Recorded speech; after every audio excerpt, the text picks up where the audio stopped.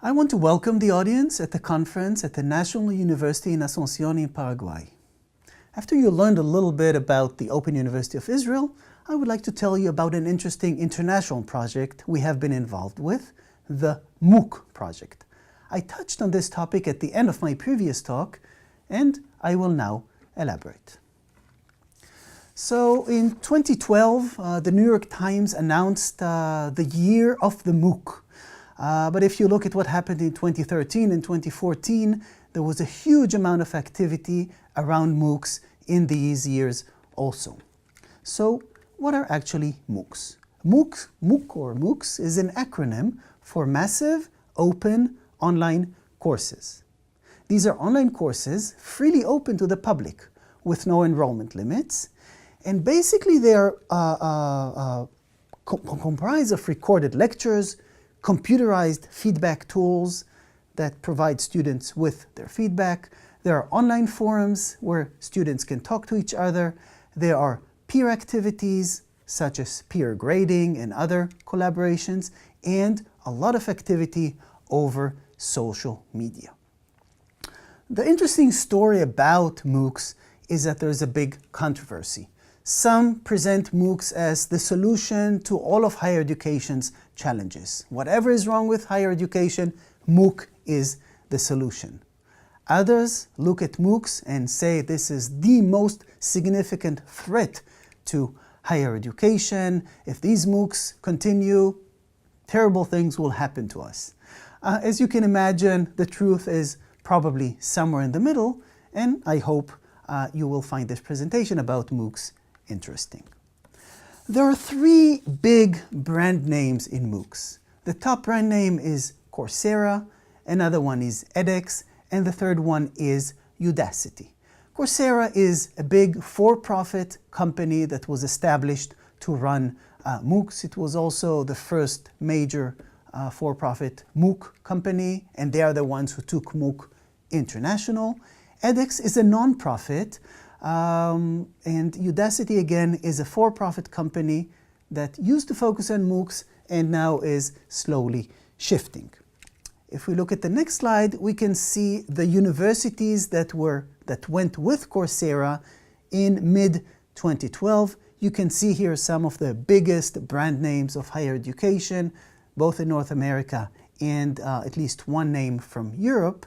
But of course, the number of universities has significantly grown since mid-2012, and still Coursera is considered the leading brand name of MOOCs. So let's look at some of their numbers. Because Coursera is the biggest MOOC supplier, their numbers are quite indicative. In 2013, they had about 5 million people registered, 5 million participants who took MOOCs. By mid-2014, a few months ago, there were about 7.5 million. Some statistics about them: about 57% of them are male, so a majority of males. Interestingly, about 80% already have an undergraduate degree, so they have a bachelor's degree. Most of the people who take these MOOCs already have a bachelor's degree.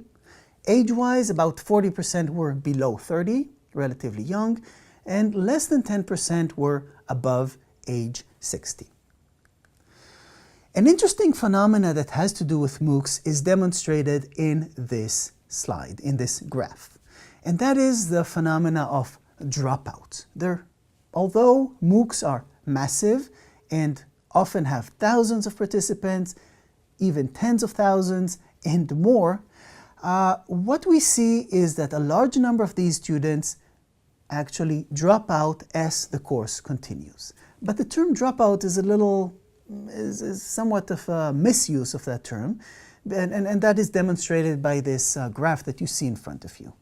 First of all, we see on the left-hand side the categories of students, and along the horizontal axis, the number of weeks. And we can see that actually something like a third to a half of the people who register to the courses simply never show up. Registering for a MOOC is very simple. You put in your email address, you click submit, and you are registered to the MOOC.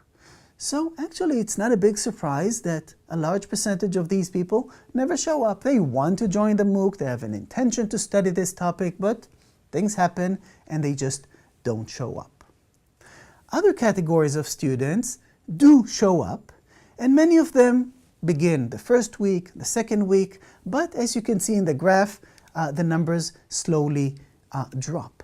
And the statistics are that at the end of the course, we see about 5, 6, 7, 8, maybe 10% of the participants who remain in the course. Again, this could be presented as a disadvantage of MOOCs. I think it's important to see it in a more sophisticated manner, because many people come to a MOOC just to learn a little bit, to watch some of the videos, to watch just the introduction, to see what this is about, to experience what MOOCs are about.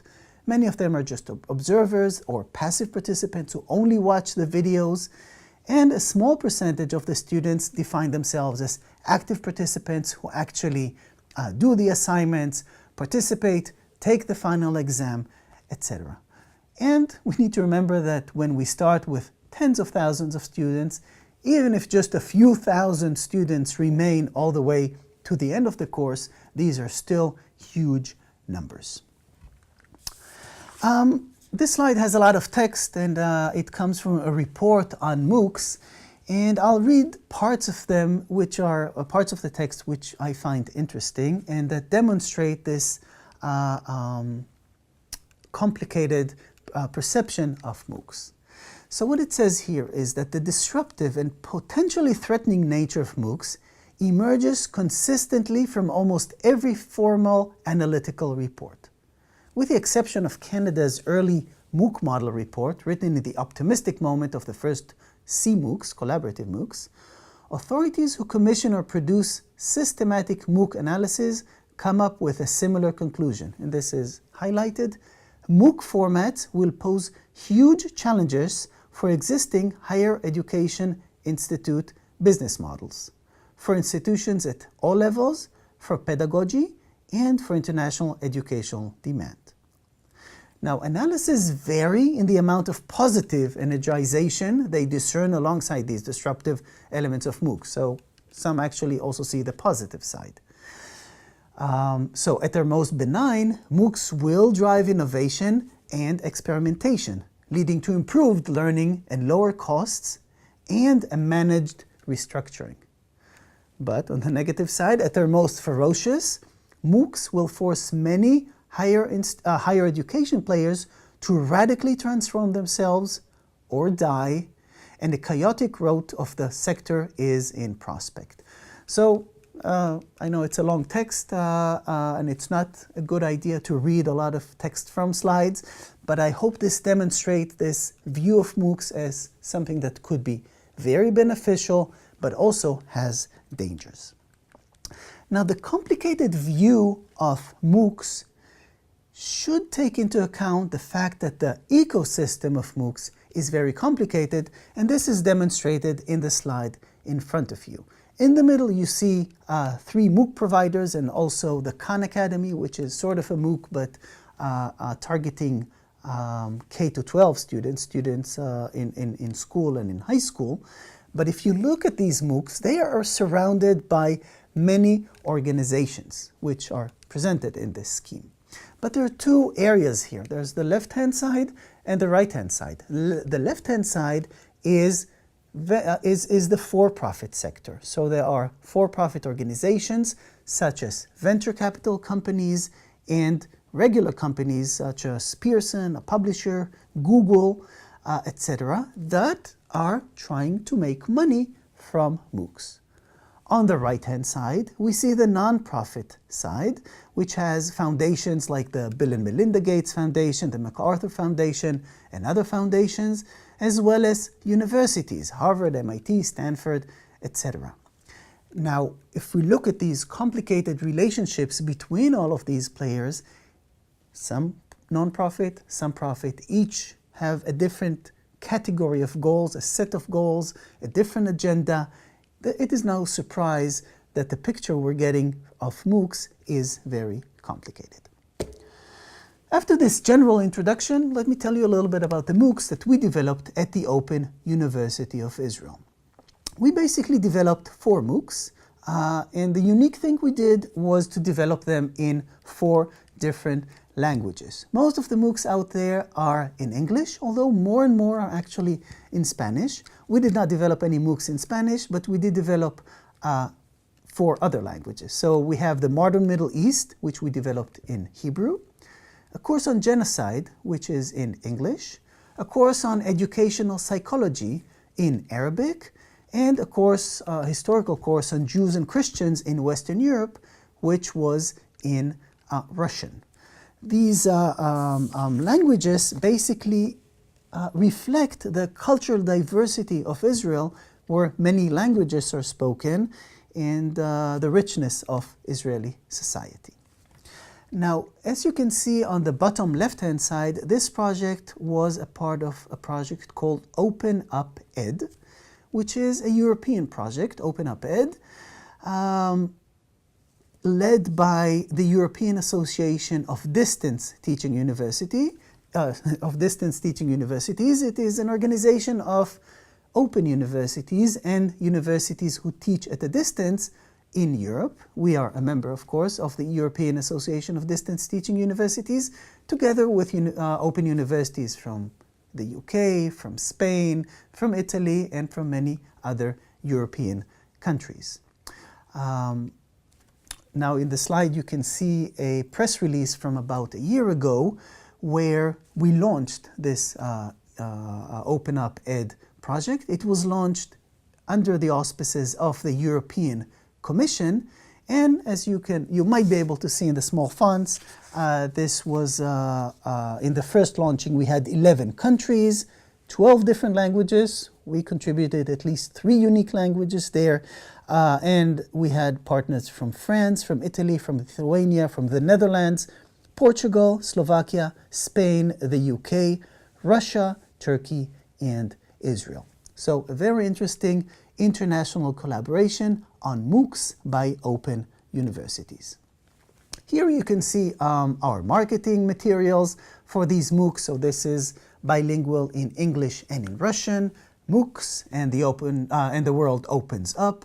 The Open University of Israel invites you to join our MOOCs, massive open online courses. The MOOCs are open to everyone, free of charge, in 4 languages. And we clearly said if you enjoy learning, online collaboration, and new experiences, our MOOC is open for you.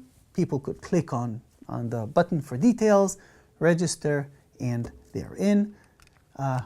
Here you can see a version of this in Arabic, in English, and a version in Hebrew and in English. We can see some pages from these MOOCs, the one in Russian, the one in Arabic, and the one in Hebrew. And it is interesting, if we look at the one in Russian, about half of the participants in this MOOC were from outside of Israel, from places like Russia and many other Russian-speaking countries, as well as from other countries where Russian speakers live. It was so about half of the participants were Israeli and half were from outside of Israel. In the course in Arabic, we had Arab-speaking students. The majority of them were Arab speakers from Israel, but we also had Arab speakers from Arab countries in the area, even some countries that do not have diplomatic relations with Israel. So that was the power of education. And the course in Hebrew was also a very successful course. It focused on the contemporary Middle East, a historical course that drew a lot of interest from Israelis around the country as well as around the world. Let's look at some of our numbers. At the end of the day, MOOCs are also marketing tools. So let's see who came into our marketing website.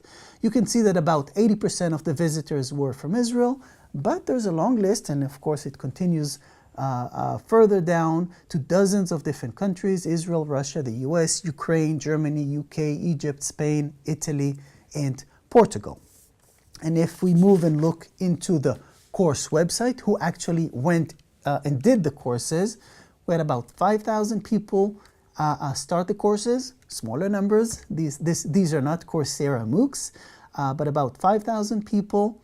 And if we look at the distribution of these people, we can see again a majority from Israel, but also participants from many other interesting countries, from Russia, Ukraine, Germany, the USA, the Netherlands, Morocco, Belarus, Palestine, the UK, Saudi Arabia, Spain, Italy, and again, the list continues. So if you look at this map of the world, which shows the countries from which people accessed our marketing website, you can see that the project drew attention from almost every country around the world. If you look closely, you will see that when I prepared this map 2-3 months ago, Paraguay was white, so we had no guests or visitors from Paraguay. But I can tell you that when I checked this morning, I already saw that several people from Paraguay visited our website in September.